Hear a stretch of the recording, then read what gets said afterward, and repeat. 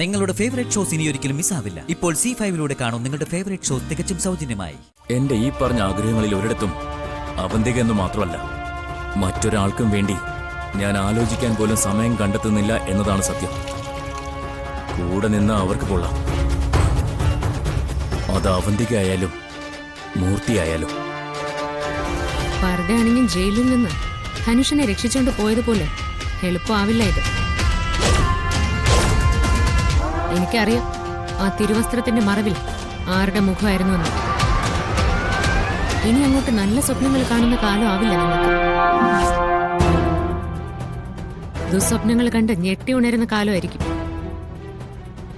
സ്വപ്നങ്ങൾ ദുസ്വപ്നമാവുമ്പോ ജീവിതവും അതുപോലെ തന്നെ ആവും. ഈ പ്രതിസന്ധി ഘട്ടം എങ്ങനെ തരണം ചെയ്യണമെന്ന് എനിക്കറിയില്ല. എന്നിരുന്നാലും ഞാനിതിനെ മറികടക്കും. ഇവിടെയുള്ള ആർക്കും ഒരു പരിക്കുമില്ലാതെ തന്നെ. അർച്ചനയായി പറയുന്നു.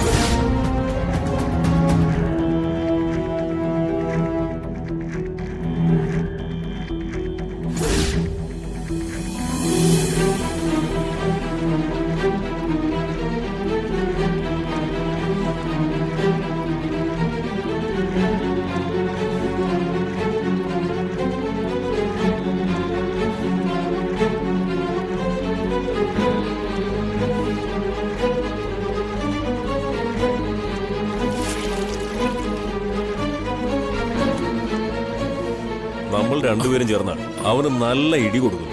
ചില്ലറ ഇടിയെങ്ങാനും ആണോ അവൻ നമ്മളെ ഇടിച്ചത്? ഒന്നും ചെയ്യാതെ വിട്ടത് വളരെ മോശമായി പോയി. എനിക്കവനെ തല്ലാൻ ആരുടെ സഹായം ആവശ്യമില്ല. എന്നിട്ട് ഞാൻ അവനെ തിരികെ ഒന്നും ചെയ്യാതെ തല്ലുകൊണ്ടത് ശരീരത്തിൽ കുറച്ച് ചതവുണ്ടായെങ്കിലും എന്റെയും സ്നേഹയുടെയും പ്രേമത്തിന് അത് ഗുണം ചെയ്യുമെന്ന് ഉറപ്പുള്ളത് കൊണ്ടാണ്.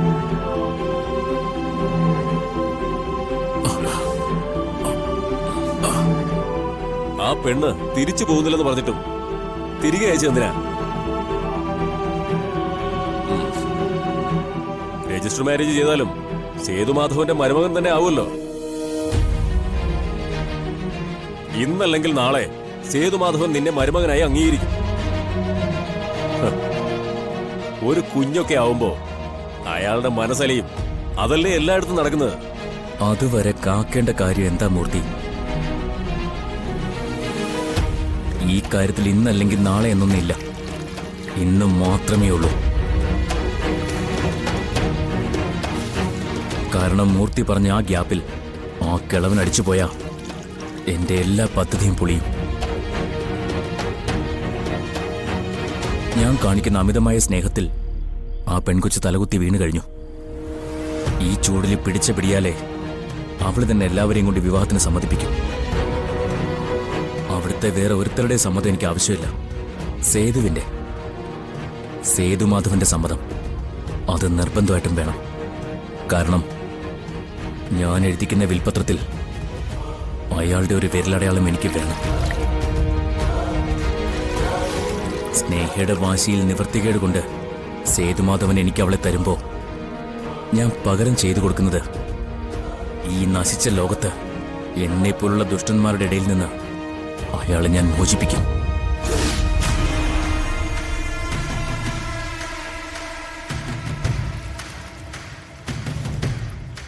ജീവനില്ലാതെ കിടക്കുന്ന അയാളുടെ തള്ളവിരൽ അർത്തെടുത്ത് മഷിയിൽ മുക്കി വിൽപത്രത്തിൽ അമർത്തുമ്പോഴാണ് ധനുഷിന്റെ വിജയം തുടങ്ങാൻ പോകുന്നത്.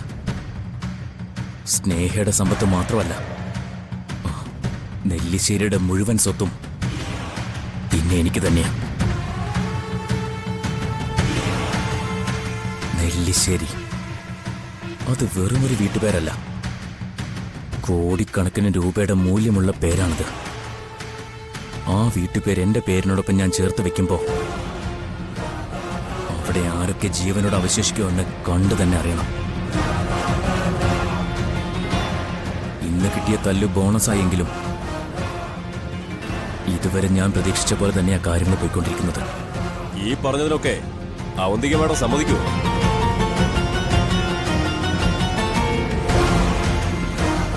എനിക്ക് തോന്നുന്നില്ല.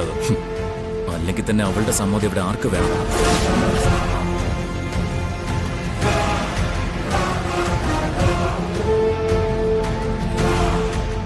ഞാൻ എടുക്കുന്ന തീരുമാനത്തിൽ എന്നോടൊപ്പം നിൽക്കുന്നത് വരെ അവൾക്ക് ധനുഷ് കൂട്ടിനുണ്ടാവും. അതല്ലാത്തൊരു സ്ഥിതി വന്ന അവന്തികയുടെ കാര്യത്തിൽ ഞാൻ മറ്റൊരു വഴി കണ്ടിട്ടുണ്ട്.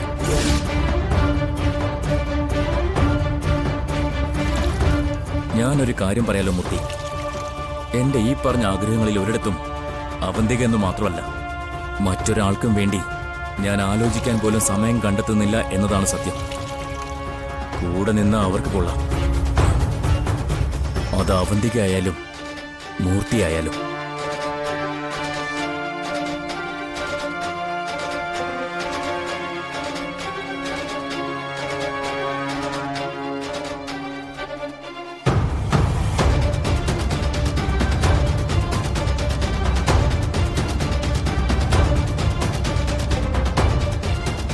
അത് ശരി. അപ്പൊ നിന്റെ ഉദ്ദേശം ഇതൊക്കെയാണല്ലേ? എന്നെ ചതിച്ചുകൊണ്ടുള്ള ഒന്നിനും ഞാൻ നിന്നെ അനുവദിക്കാൻ പോകുന്നില്ല ധനുഷ്.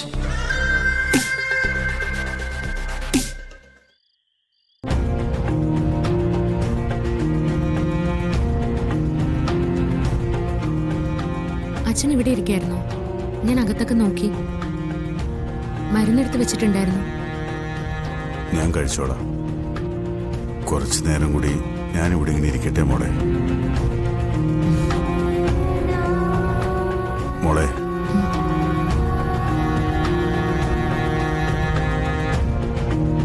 അനൂപിനിപ്പോ എങ്ങനെയുണ്ട്? കാല് തറയിൽ ഉറപ്പിക്കാറായിട്ടില്ല. അതിന് കുറച്ചു ദിവസം കൂടി എടുക്കും. എന്താച്ചാ, ഓഫീസിലെ ജോലി വല്ലതും പെൻഡിങ് ആയോ? ഇല്ലില്ല. അത്യാവശ്യം ജോലികളൊക്കെ അനൂപ് വീട്ടിലിരുന്ന് തന്നെ ചെയ്യുന്നുണ്ടെന്നാ ഞാൻ അറിഞ്ഞത്. കുഞ്ഞിന്റെ നൂലുകെട്ടും പേരിടൽ ചടങ്ങുമൊക്കെ വരികയല്ലേ. സന്ദീപിന് ഓഫീസിൽ പോകാനൊന്നും സമയം കിട്ടിയെന്ന് വരില്ല. ഞാൻ മാഷിനെ വിളിച്ചിരുന്നു. എങ്കിലും സമയം കിട്ടുവാണെങ്കിൽ സച്ചിയും മോളും കൂടി അവിടം വരെ ഒന്ന് പോകണം. നേരിട്ട് ക്ഷണിക്കുകയും വേണം. അവര് വരുന്നതിന് ക്ഷണത്തിന്റെ ഒരു ആവശ്യമുണ്ടോ അച്ഛാ? എന്നെ അച്ഛനെയൊക്കെ ക്ഷണിക്കുന്ന പോലെയാണ് അവരെ ക്ഷണിക്കുന്നത്. എന്റെ വീട്ടിലെ കാര്യം നോക്കണ്ട, മറ്റു ബന്ധുക്കളെയൊക്കെ ക്ഷണിച്ചാൽ മതി. അധികം ആളുകളൊന്നും വേണമെന്നില്ല. ബന്ധുക്കളെ പോലും വിളിക്കണമെന്നില്ല.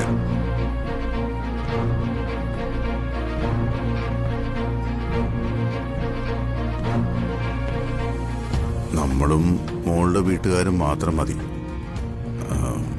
എന്തിനാ എല്ലാരെയും വിളിച്ചു വരുത്തി എല്ലാ നാട്ടുകാരെ കൂടി അറിയിക്കുന്നത്?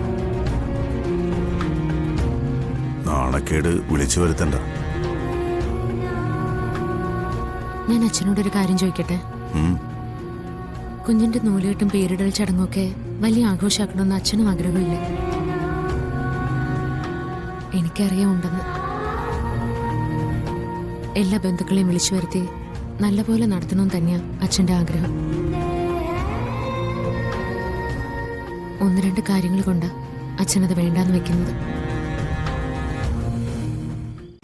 ഡൗൺലോഡ് ചെയ്യൂ C5 ആപ്പ്. കാണൂ എല്ലാ എപ്പിസോഡുകളും സൗജന്യമായി.